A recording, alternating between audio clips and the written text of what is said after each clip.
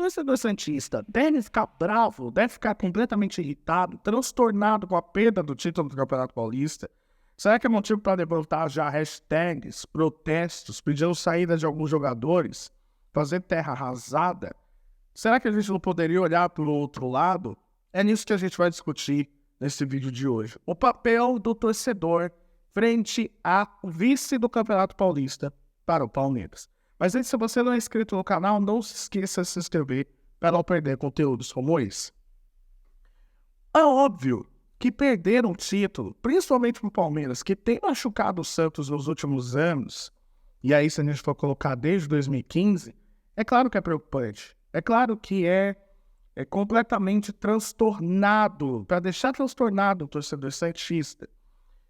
Mas presta atenção, quando você pega o jogo que aconteceu no Allianz Parque, é óbvio que olhando de maneira completamente racional e envolvida ali com o jogo, você vai ficar muito chateado por erros individuais que aconteceram primordialmente, como do lançamento do Everton para o primeiro gol do Palmeiras. O Henrique sai 1 quilômetro atrás, ele consegue ganhar na corrida do Felipe Jonathan, e o João Paulo acaba saindo do gol de maneira equivocada também ali, e devido ao encontrão que aconteceu, o Henrique ele foi para conseguir cavar o pênalti, e ele é um atacante, ele tem que fazer isso, e conseguiu. Então, ou seja, o Henrique não tem nada a ver com isso. E no segundo gol do Palmeiras, o Rainer tentou sair driblando, acabou perdendo, e a jogada terminou, como vocês sabem, com o gol do Aníbal Moreno. Se você pegar friamente esses dois lances, é óbvio que você tem a lamentar. Com certeza. Por quê? Porque você vê que foram erros individuais que causaram gols do Palmeiras. Beleza? É só isso que você resume a análise? Não. O Palmeiras ele é um time melhor.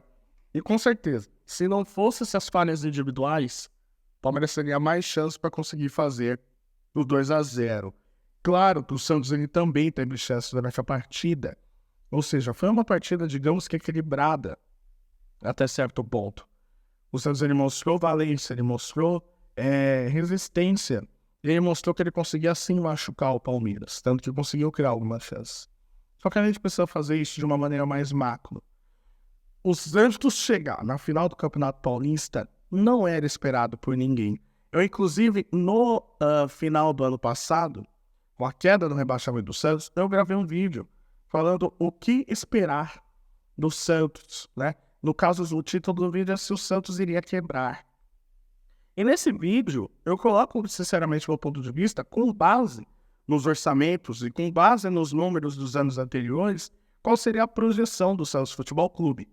E eu fui bem sincero que eu falei que a projeção do Santos Futebol Clube era de nem voltar para a primeira divisão esse ano, que para mim não iria quebrar, isso é óbvio, mas que não iria voltar para a primeira divisão.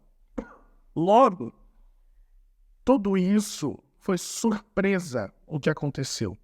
O Marcelo Teixeira conseguiu, até esse momento, colocar o clube nos trilhos de ser um time respeitado, nos trilhos de ter um time com a volta da sua torcida, enchendo o estádio, fazendo grande média de público.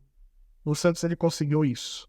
O Santos ele está de parabéns pela campanha do Campeonato Paulista. Chegou a fazer a melhor campanha em várias rodadas, ele liderou a maior parte das rodadas. Ele acaba com uma segunda melhor campanha, decide o título com um time que é melhor que ele e deixa para trás times como Corinthians, como São Paulo, como o Red Bull Bragantino também, que é um time de Série A, tá? Então a gente precisa colocar tudo isso na balança aqui. Obviamente, para a história do Santos Futebol Clube, é muito pouco você ser o vice do Campeonato Paulista. Só que para o momento atual do time, isso é uma vitória.